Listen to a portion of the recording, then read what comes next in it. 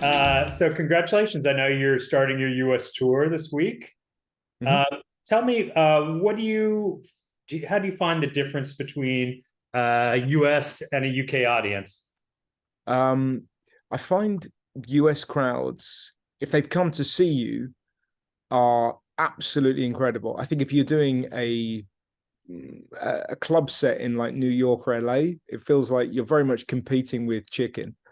It feels like, do you know what I mean? You have to try and make them look up from the food and engage them. Whereas when they've come to see you, it's unbelievable. It's the only place in the world that I've ever had standing ovations when you walk on stage. I've never had that. So that level of excitement and giddiness is brilliant. Yeah, I love it. Whereas in the UK, I'll get standing ovations, but but grudgingly. Do you know what I mean? It's like, go on then, you fucking prick. It's we struggle to show love, whereas Americans seem to have no problem like admitting that you like the person you've paid I money to know see. that you previously did a road trip across the US with your mom for Comedy Yes. Central, right? Uh-huh. What sort of insights into the US did you gain from that trip? That there's so many different Americas, and specifically that we went to a place called Naples in Florida, which is apparently the happiest part of America.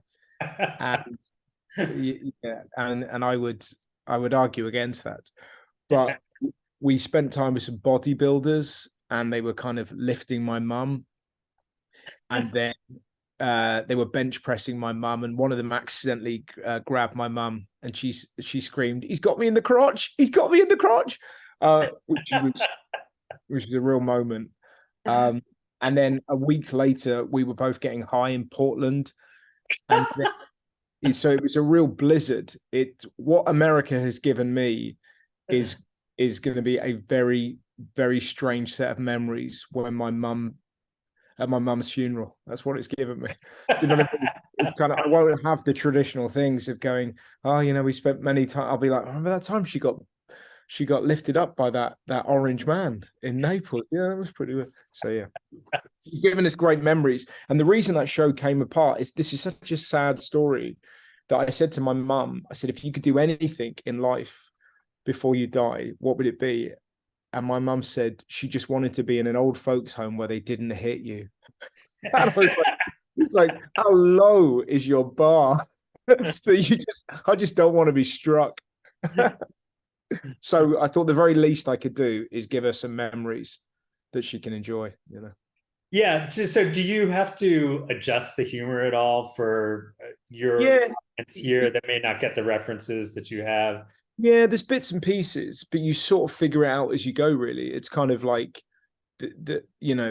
like last year I kind of toured all over Europe, and yeah, so there's things that work in Sweden that don't work in Australia, that work in the UK or work in America, but it's sort of every gig feels different because you're traveling. I mean, I've never been to Cincinnati, and so I'll just better wander about there, see what's what. That'll be different to New York, and New York is very different to a gig in Chicago. Do you know what I mean? I very much try and chat about each area rather than having the same like show every night. It definitely changes as it goes. Oh, that's interesting. Yeah. And so do you find with touring like this across the US, do you find that each audience is slightly different, that you get a more enthusiastic reception someplace and maybe a more reserved audience another place? The thing I noticed the most is when you talk to the crowd here, they have no problems talking back. Whereas in the UK, it's you'll chat to a crowd and they're like, well, steady on. He'll use your words against you. He'll break you. Whereas you're just very open and you can have a proper conversation, and that there's no sort of, what's the word I'm searching for? you're not embarrassed. That's what it feels like to me. It feels like you're very confident people, so you're so great to perform comedy with. But the only place that I found was strange was I did some gigs in Nashville, and for whatever reason, just couldn't crack it. I've done it 3 times, and those were the only shows on the whole tour where you're like, geez, man, it's like it's the closest thing to gigging in Holland, because when you gig in Holland, you're warned about it beforehand, because they say, the Dutch don't laugh, and they don't. They just sort of sit there and they listen, and they're like, that was amusing. Here are my teeth, and then you move on to the next joke, and then at the end they go mad. But you realize it's because they're concentrating so deeply on the way you speak, and because they're listening in a different language.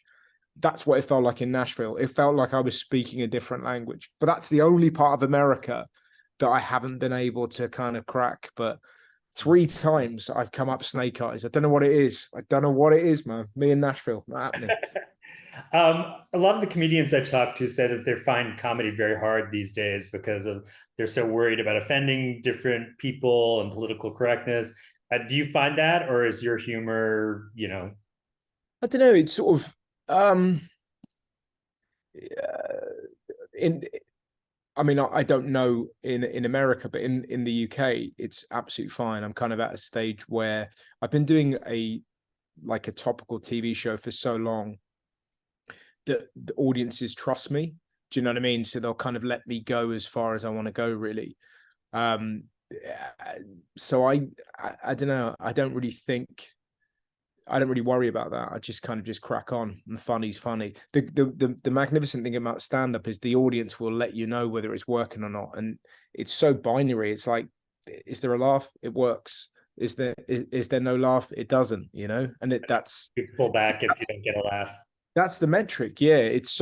We're so lucky in that respect, and if it's consistently getting laughs, it is funny. And if not, it ain't, Thanks for watching the You Interview channel. With over 3,000 original celebrity videos, we have one of the largest collections of celebrity interviews anywhere. So remember to like and comment on our videos and subscribe to the channel. If you want to get more involved, you can become a member of the channel. Membership has its perks. You can see exclusive celebrity videos and get the opportunity to ask our celebrity guests questions. We can't wait to hear from you.